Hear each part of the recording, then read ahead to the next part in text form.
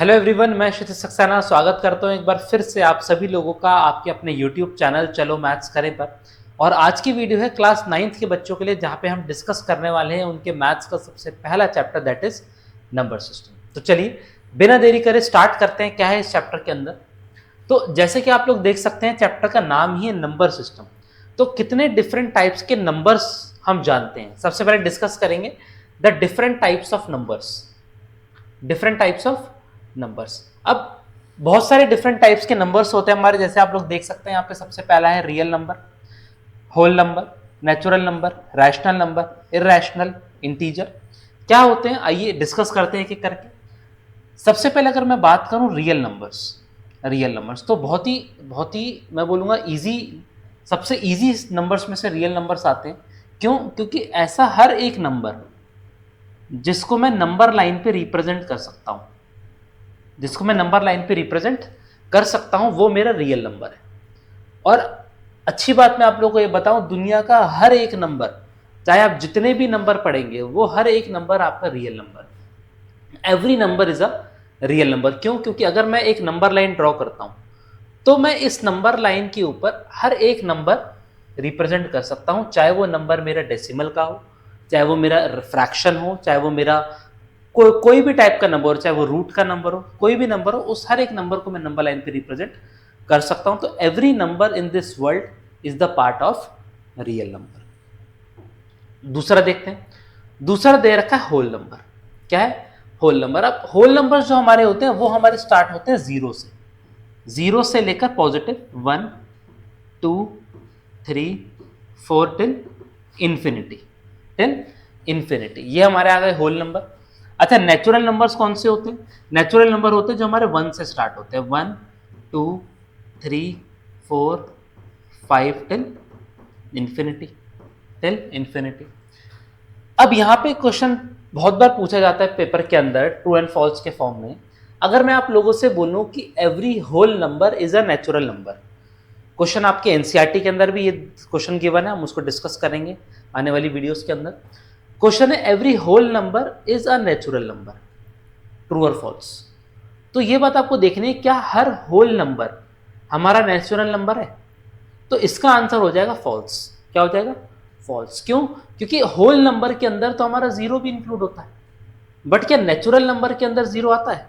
नहीं आता। इसका रिवर्स क्या आता है? रिवर्स आता है every natural number is a whole number. अगर क्वेश्चन आता है every natural number is a whole number, तो उसका आंसर होगा ट्रू, क्योंकि हर एक नेचुरल नंबर, अगर आप यहां पे देखेंगे ध्यान से, हर एक नेचुरल नंबर, यहां से हमारा नेचुरल नंबर स्टार्ट हो रहा है, देखिए हर एक नेचुरल नंबर हमारा होल नंबर का पार्ट है। ठीक है, तो ऐसे क्वेश्चंस काफी बार पेपर में आते हैं। चौथे टाइप के नंबर अगर हम लोग देखें तो दैट इज रैशनल नंबर। अब रैशनल नंबर क्या है? 7th 8th में हम लोग पढ़ते आए हैं कि rational number is a number which can be represented in the form of P upon Q. या मैं इसको और सीधी भाषा में बोलूं तो जिस भी नंबर को हम लोग फ्रैक्शन में लिख सकते हैं, जैसे बात करूं अगर 2/3 इज अ फ्रैक्शन। मैं आपसे बात करूं 4/7 इज अ फ्रैक्शन। ध्यान से देखिएगा, अगर मैं नंबर लिखता हूं खाली 5, तो क्या 5 भी हमारा रैशनल नंबर हुआ? बिल्कुल रैशनल नंबर हुआ। क्यों? क्योंकि इस 5 को भी मैं 5/1 लिख सकता हूं, है ना। कोई भी फ्रैक्शन का नंबर, चाहे वो प्रॉपर फ्रैक्शन हो, चाहे वो इम्प्रॉपर फ्रैक्शन हो, कोई भी फ्रैक्शन हो, यहाँ पे मैंने लिख दिया 10/3, तो 10/3 is also our rational number. तो any number that can be represented in the form of P/Q is our rational number. अच्छा, यहाँ पे एक चीज ध्यान रखनी है, P/Q में जो आपका Q होता है, that Q should not be equal to 0। और Q क्या है? Q denominator. कभी भी डिनोमिनेटर अगर हमारा 0 हो जाता है तो उसका आंसर बन जाता है नॉट डिफाइंड, उसका आंसर बन जाएगा नॉट डिफाइंड। ठीक है, नेक्स्ट टाइप का नंबर जो हमारा आता है वो आता है हमारा इर्रेशनल नंबर। अच्छा, इर्रेशनल नंबर ऐसा नंबर होता है जिसको हम लोग फॉर एग्जांपल रूट में लिखते हैं, जैसे √2, है ना। इसको और डिटेल में अभी हम लोग आगे पढ़ेंगे। कोई भी नंबर रूट का हो गया, जैसे फॉर एग्जांपल √3। अच्छा, √4 लिख सकता हूं? नहीं लिख सकता। क्यों? क्योंकि √4 को मैं सॉल्व करके टू लिख सकता हूं, है ना। तो √5, है ना। कोई भी ऐसा नंबर रूट के अंदर जो कि परफेक्ट स्क्वायर नहीं है, वो हमारा इर्रेशनल नंबर होगा। अच्छा, ध्यान दीजिएगा कि पाई भी जो होता है, pi is also our irrational number. Pi is also a irrational number. क्यों होता है ये आगे डिस्कस करेंगे। इंटीजर्स की बात करूं, दोबारा से इंटीजर्स भी बहुत कॉमन सा टॉपिक है, बहुत बार हम लोगों ने पढ़ा है ना। अब हम लोग नंबर लाइन बनाते हैं तो जीरो है ना, राइट हैंड साइड में जो भी नंबर होता है वो पॉजिटिव होता है, लेफ्ट हैंड साइड में जो भी नंबर होता है वो नेगेटिव होता है। तो जो भी नंबर हम लोग नंबर लाइन पे रिप्रेजेंट कर रहे हैं, बट वो नंबर हमारा ना ही डेसिमल में होना चाहिए ना ही फ्रैक्शन में होना चाहिए, तो दैट इज अवर इंटीजर। जैसे यहाँ पे मैंने -1 रिप्रेजेंट कर दिया तो -1 इज अवर इंटीजर, यहाँ पे मैंने 2 रिप्रेजेंट कर दिया, इट इज अवर इंटीजर। सवाल पैदा होता है कि क्या 3/2 इंटीजर होगा? नहीं, 3/2 हमारा इंटीजर नहीं होगा। तो कोई भी नंबर जो कि फ्रैक्शन में है या डेसिमल में है वो हमारा इंटीजर का पार्ट नहीं है ना। आई होप कि नंबर्स, डिफरेंट टाइप्स के नंबर्स आपको क्लियर हो। आगे बढ़ते हैं। अब एक क्वेश्चन जो सबसे पहले इस हमारी बुक के अंदर एनसीईआरटी के अंदर गिवन है, वो गिवन है कि is zero a rational number, can it be represented in the form of P/Q। तो ये बात आपको पता है कि रैशनल नंबर हम लोगों ने डिस्कस करा अभी कि any number which can be represented in the form of P/Q where Q is not equal to 0। और ध्यान से देखिएगा, हम बात कर रहे हैं डिनोमिनेटर की। ये Q क्या है? This Q is a denominator, numerator की बात नहीं कर रहे हैं। तो हमको नंबर दे रखा है 0। अच्छा मुझे एक बात बताइए, क्या 0 को हम लोग 0/1 लिख सकते हैं? है ना, अगर मैं 0/1 भी लिखता हूं तो 0/1 का मतलब तो 0 ही है ना।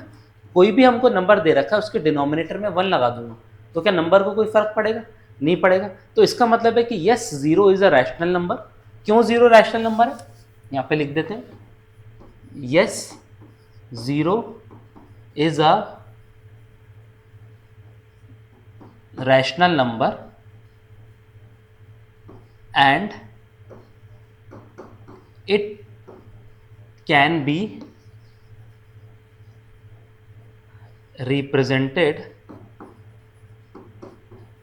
in the form of P/Q। जैसे हम कैसे लिख सकते हैं? दैट इज 0/1, इसकी वैल्यू भी हमारी 0 ही होगी। तो yes, 0 is a rational number and it can be represented in the form of P/Q, है ना। कोई इशू की बात नहीं, कोई मुश्किल क्वेश्चन नहीं है, ठीक है। चलिए आगे बढ़ते हैं। अब देखिए यहाँ पे क्या दे रखा है, यहाँ पे दे रखा है find 5 rational numbers between. 5 rational numbers हमको फाइंड करने हैं बिटवीन 5 and 6, है ना। हमको नंबर दे रखा है 5 and 6, 5 and 6। अच्छा 5 and 6 हमको रैशनल नंबर गिवन है, क्योंकि सॉरी हमको नंबर गिवन है, और ये 5 और 6 को मैं रैशनल नंबर में भी लिख सकता हूँ। कैसे? It can be written as 5/1 and 6/1। 5/1 और 6/1 हम लोगों ने लिख दिया, लेकिन ये बात मेरे को पता है कि जो न्यूमरेटर है वो 5 और 6 है, और उसके बीच में 5 नंबर्स जो हमारे आएंगे वो पॉइंट में आएंगे। किसमें आएंगे? पॉइंट में आएंगे। तो सीधा पॉइंट में लिखने से अच्छा हम लोग क्या करेंगे, इक्विवेलेंट फ्रैक्शन हम लोगों ने पढ़ा है। इस नंबर को मैं 10 से, इस नंबर को 10 से, 6/1 इसको 10 से, इसको 10 से अगर मल्टीप्लाई कर दूं तो ये नंबर मेरा बन जाएगा 50/10, ये नंबर मेरा बन जाएगा 60/10। हम सब लोगों ने बचपन में इक्विवेलेंट फ्रैक्शन टॉपिक पढ़ा है। किसी भी फ्रैक्शन को अगर न्यूमरेटर और डिनोमिनेटर को सेम नंबर से मल्टीप्लाई कर दूंगा तो मेरे क्वेश्चन पे कोई फर्क नहीं पड़ेगा। अच्छा अब मुझे बताइए, डिनोमिनेटर सेम है, 10 है, 10 है। न्यूमरेटर में एक 50 है और एक 60 है। क्या न्यूमरेटर और डिनोमिनेटर, सॉरी दोनों न्यूमरेटर 50 और 60 के बीच में क्या 5 नंबर आते हैं? बिल्कुल आते हैं। कौन कौन से 5 नंबर मैं लिख सकता हूँ? मैं लिख सकता हूँ 51/10, मैं लिख सकता हूँ 52/10, मैं लिख सकता हूँ 53/10, मैं लिख सकता हूँ 54/10, 55/10 are 5 rational numbers between 5 and 6, 5 and 6, है ना। तो आई होप आपको क्वेश्चन समझ में आया। पहले हम लोगों को 5 और 6 दे रखा था, हमने उसको रैशनल फॉर्म में कन्वर्ट किया। फिर इक्विवेलेंट फ्रैक्शन का कंसेप्ट हम लोगों को पता है, हमने क्या किया, ऊपर नीचे उसको 10 से मल्टीप्लाई कर दिया। अच्छा मैंने यहाँ पे 10 से मल्टीप्लाई करा, है ना, आप किसी भी नंबर से मल्टीप्लाई कर सकते हो, उससे फर्क नहीं पड़ता। हमारा मोटिव ये था कि 5 को थोड़ा सा इंक्रीज कर दिया जाए, है ना। आप यहाँ पे जिस मर्जी नंबर से आप चाहें, है ना, किसी भी नंबर से आप यहाँ पे इसको मल्टीप्लाई कर सकते हैं। लेकिन एक बात ध्यान रखनी है कि ऊपर और नीचे, न्यूमरेटर और डिनोमिनेटर में हम सेम नंबर से मल्टीप्लाई करें। क्यों? क्योंकि अगर हम सेम नंबर से मल्टीप्लाई नहीं करेंगे तो हमारे फ्रैक्शन की वैल्यू चेंज हो जाएगी, है ना, तो वो हमारा इक्विवेलेंट फ्रैक्शन नहीं रहेगा। ठीक है, आई होप क्वेश्चन आपको क्लियर हुआ। सेकेंड पार्ट पे आते हैं।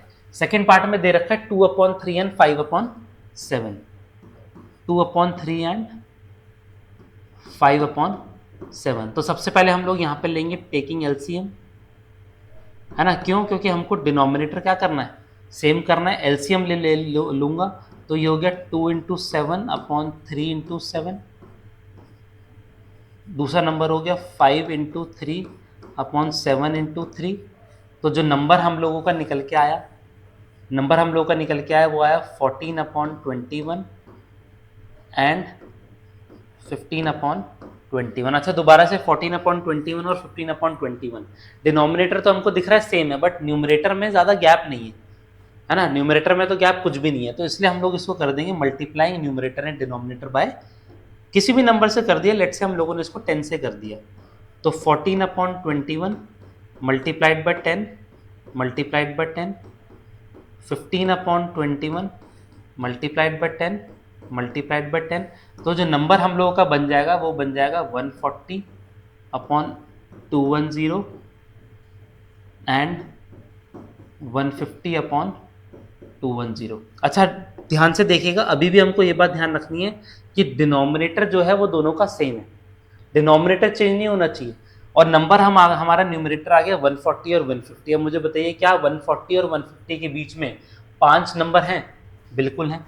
मैं लिख दूंगा 141/210, मैं लिख दूंगा 142/210, लिख देते हैं 144/210, 145/210 एंड 149/210 are 5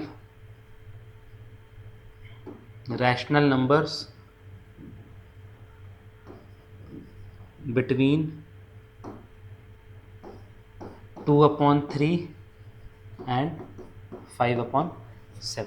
तो इस तरीके से हम लोगों ने, देखिए, सबसे पहले हमको यहाँ पे नॉन फ्रैक्शन नंबर दे रखे थे, मैं बोलूँगा यहाँ पे हमको होल नंबर्स दे रखे थे, बट उसके बीच में भी रैशनल नंबर्स किस तरीके से फाइंड करना मैंने आपको यहाँ पे बताया। उस होल नंबर को हम लोगों ने पहले खुद ही फ्रैक्शन फॉर्म में कन्वर्ट कर लिया, डिवाइड बाय 1 करके। दूसरा जो पार्ट दे रखा था हमको, वहाँ पे तो हमको ऑलरेडी फ्रैक्शन में गिवन था, लेकिन सबसे पहला स्टेप जो हमारा यहाँ पे रहा वो ये रहा कि हमने इसका एलसीएम लेके डिनोमिनेटर सेम कर दिया।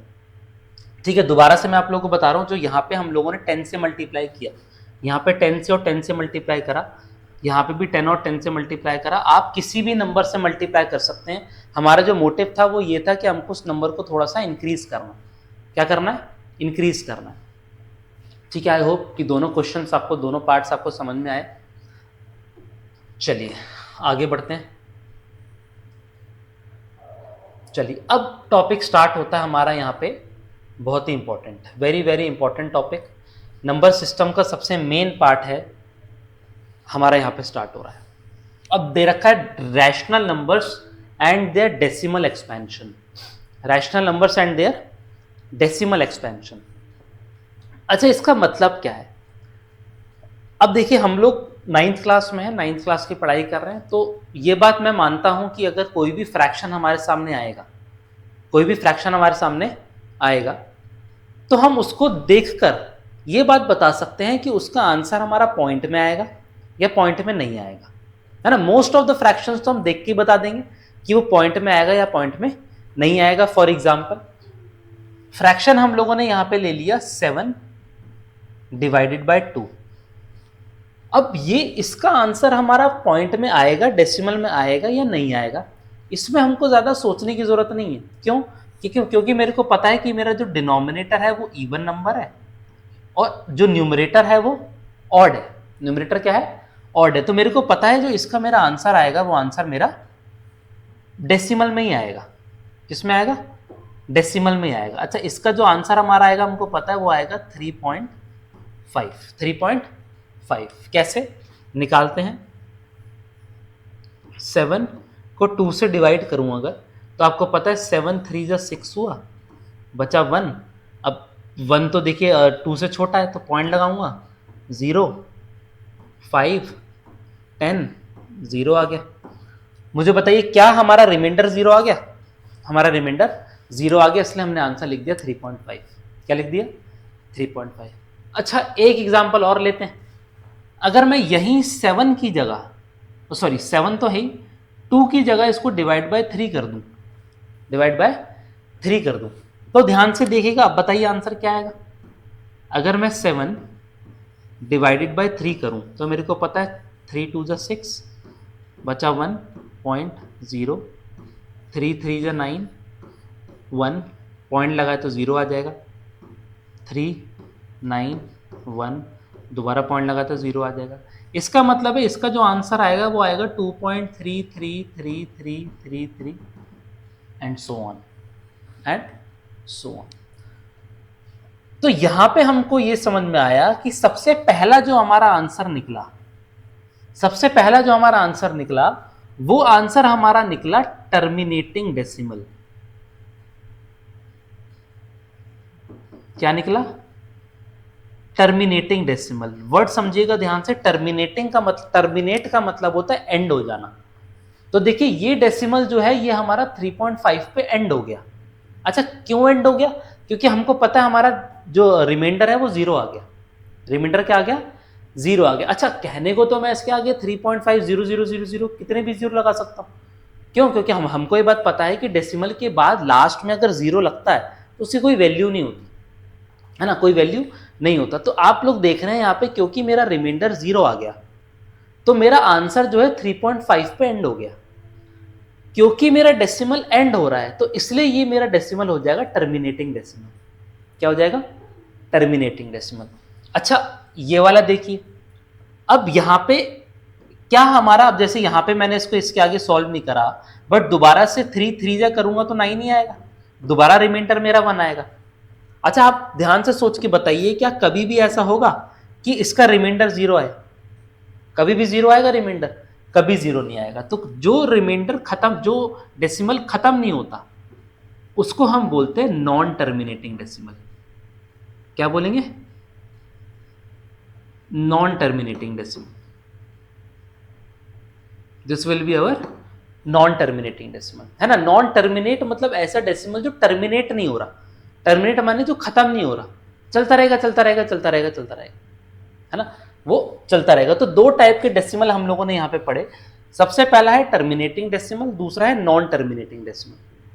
टर्मिनेटिंग डेसिमल मतलब जब मैं डिवाइड करूंगा तो रिमाइंडर मेरा 0 आ जाएगा।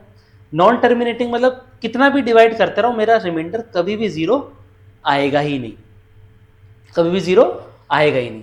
अच्छा टर्मिनेटिंग डेसिमल हमने करा। अब नॉन टर्मिनेटिंग के भी दो पार्ट्स होते हैं। नॉन टर्मिनेटिंग के भी दो पार्ट्स होते हैं, वो हम इस वीडियो में नहीं, वो हम नेक्स्ट वीडियो में डिस्कस करेंगे। लेकिन अभी हम लोग ये डिस्कस करेंगे कि कैसे। यहां पे तो देखिए मैंने सॉल्व कर दिया इसको, यहां पे मैंने इसको सॉल्व कर दिया, लेकिन मान लीजिए आपको कोई बहुत बड़ा नंबर मिल गया, बहुत बड़ा नंबर, तो सिर्फ फ्रैक्शन को देखकर, कौन सी फ्रैक्शन को देखकर? सिर्फ इस फ्रैक्शन को देखकर कैसे हम लोगों को पता चले, कैसे हम लोगों को पता चले कि जो हमारा डेसिमल है वो टर्मिनेटिंग है या नॉन टर्मिनेटिंग है। सॉल्व नहीं करना, रिमाइंडर नहीं निकालना। क्या पता आपको आगे चल के नंबर बहुत बड़ा मिले, तो क्या आप उसको डिवाइड ही करते रहेंगे? नहीं। सिंपल सा क्वेश्चन आता है एग्जाम में कि check whether the following decimal is terminating और नॉन टर्मिनेटिंग, या फिर check whether the following fraction will have terminating decimal और नॉन टर्मिनेटिंग डेसिमल। तो आप क्या सॉल्व करते रहेंगे? नहीं, सॉल्व नहीं करना। तो ध्यान से देखेंगे कि कैसे हमको पता चलेगा कि कोई भी डेसिमल हमारा टर्मिनेटिंग है या नॉन टर्मिनेटिंग। देखिए सबसे पहले हम लोग बात करेंगे टर्मिनेटिंग की। Terminating decimal, terminating decimal. अब कोई भी आपको फ्रैक्शन दे रखा होगा, कोई भी आपको फ्रैक्शन दे रखा होगा, और फ्रैक्शन को मैं लिख सकता हूं, let's say for example p upon q। आपको कोई भी फ्रैक्शन दे रखा है और p अपॉन q के अंदर ये बात आपको बहुत अच्छे से पता है कि जो p आपका होता है वो न्यूमरेटर होता है और q आपका डिनोमिनेटर होता है। क्या होता है? q डिनोमिनेटर होता है। तो कैसे बिना सॉल्व करे हमको पता चले कि डेसिमल हमारा टर्मिनेटिंग है या नॉन टर्मिनेटिंग है? ध्यान से देखिएगा, हमको न्यूमरेटर नहीं चाहिए, हमको न्यूमरेटर से कोई लेना देना नहीं है। ध्यान से देखिएगा, terminating decimal, if the denominator of the fraction, if the denominator of the fraction has only, ध्यान से देखिएगा, has only 2 or only 5 or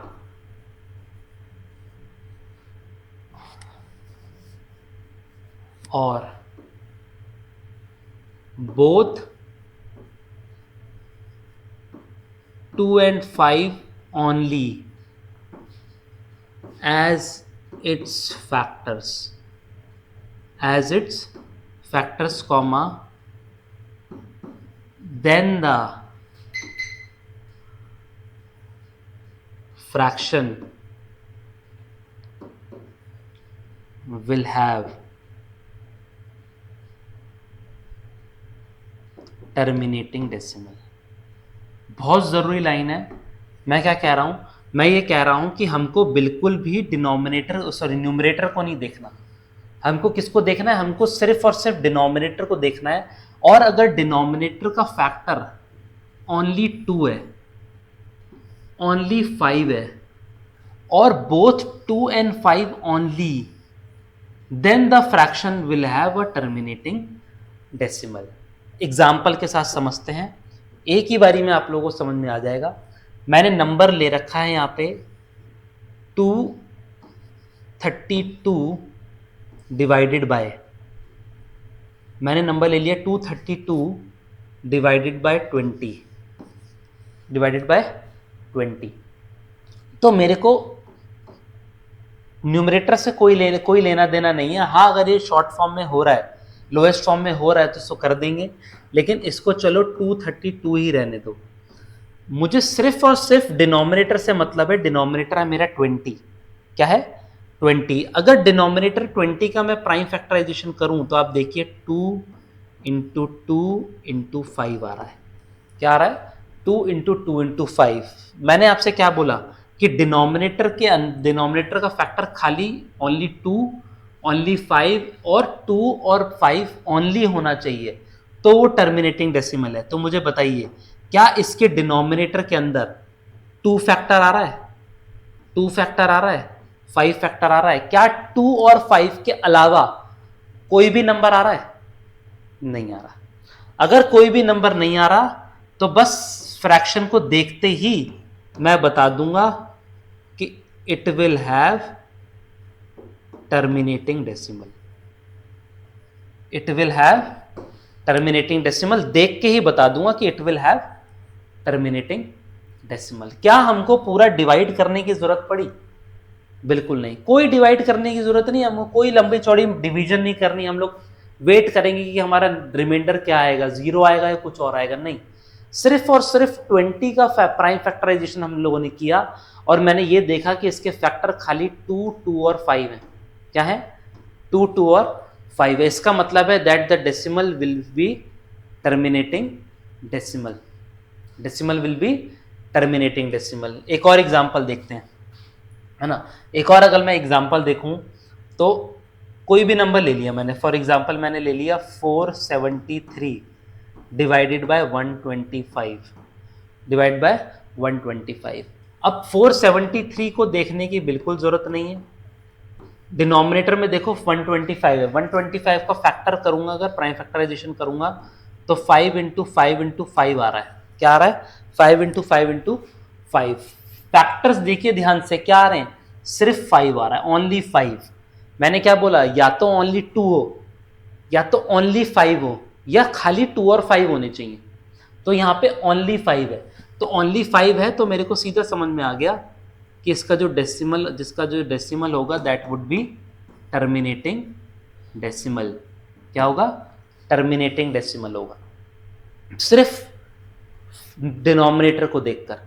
हाँ, अगर डिनोमिनेटर आपको लग रहा है कि कुछ कैंसिल आउट हो रहा है तो कर दीजिए, कोई दिक्कत नहीं है ना। लेकिन स्टार्टिंग से अगर आप लोगों ने 5 5 5 निकाल लिया तो अगर एक 5 कैंसिल भी हो गया तो तब भी तो डिनोमिनेटर में 5 ही रहेगा। लोएस्ट फॉर्म में क्या होता है, लोएस्ट फॉर्म में अगर कोई डिनोमिनेटर में फैक्टर आ रहा है तो फैक्टर हमारा कैंसिल आउट हो जाएगा।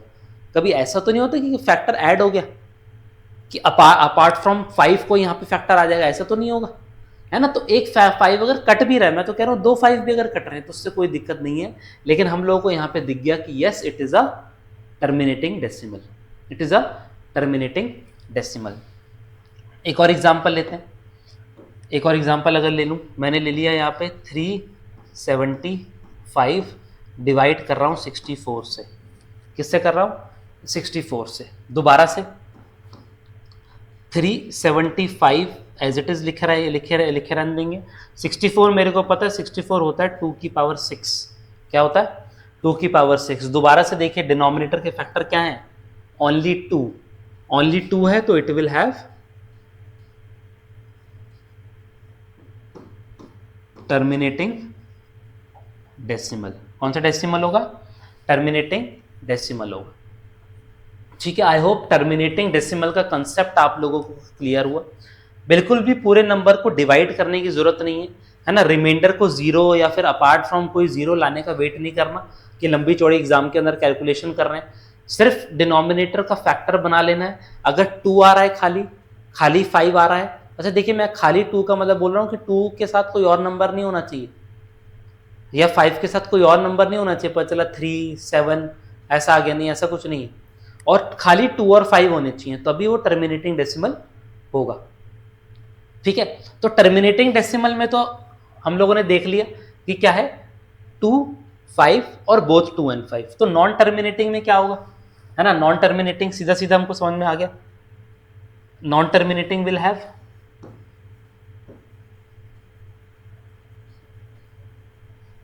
नॉन टर्मिनेटिंग, है ना। नॉन टर्मिनेटिंग में denominator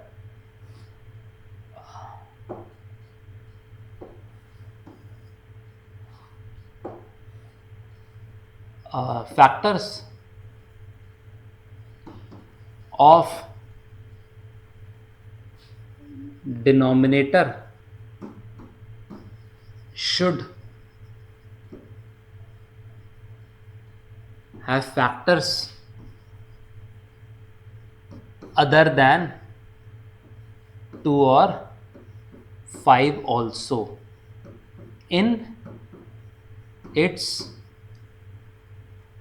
lowest form, in its lowest form. देखिए मैंने क्या लिखा है, मैं लिखा अदर देन 2 और 5 ऑल्सो, है ना। अदर देन 2 and 5 ऑल्सो का मतलब ऐसा नहीं कि अगर 2 और 5 है तो फिर वो टर्मिनेटिंग हो जाएगा, है ना। 2 और 5 तो है बट उसके बावजूद भी अगर कोई और नंबर भी आ गया तो हमारा जो डेसिमल है वो नॉन टर्मिनेटिंग हो जाएगा।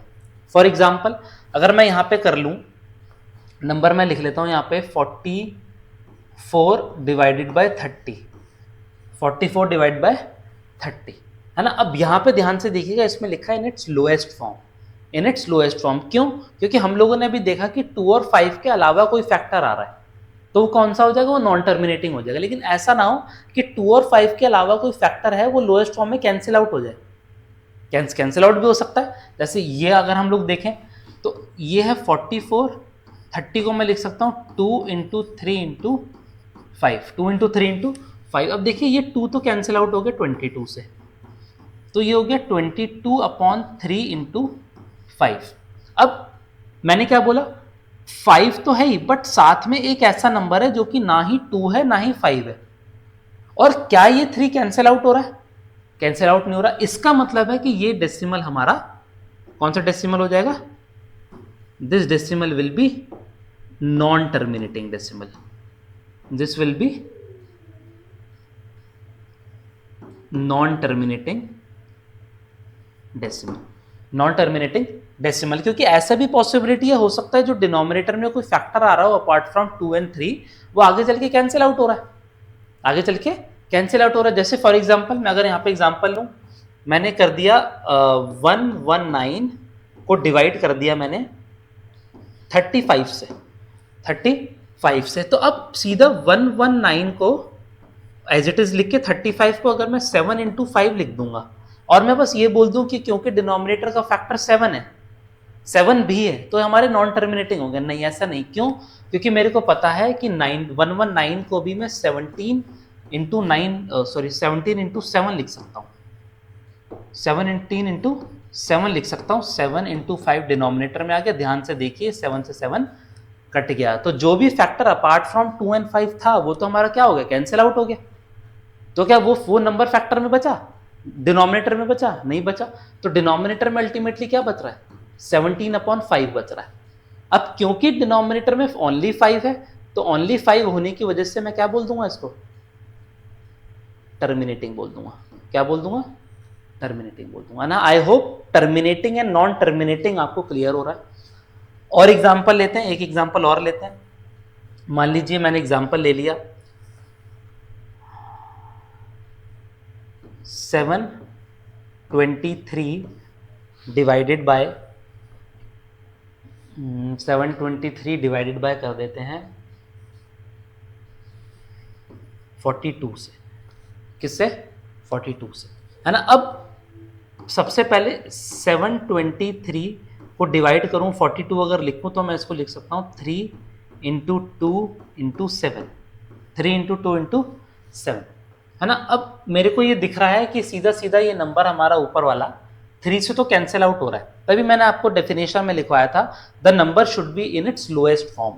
तो अब देखिए ये इससे कट जाएगा, ये हो जाएगा 241, तो ये हो जाएगा 241 डिवाइडेड बाय 2 इंटू 7। अब देखिए डिनोमिनेटर में 2 तो है बट साथ में 7 भी आ रहा है, साथ में 7 भी आ रहा है। और मुझे एक बात बताइए, क्या 7 हमारा ये 241 से कैंसिल आउट होएगा? कैंसिल आउट हो रहा है?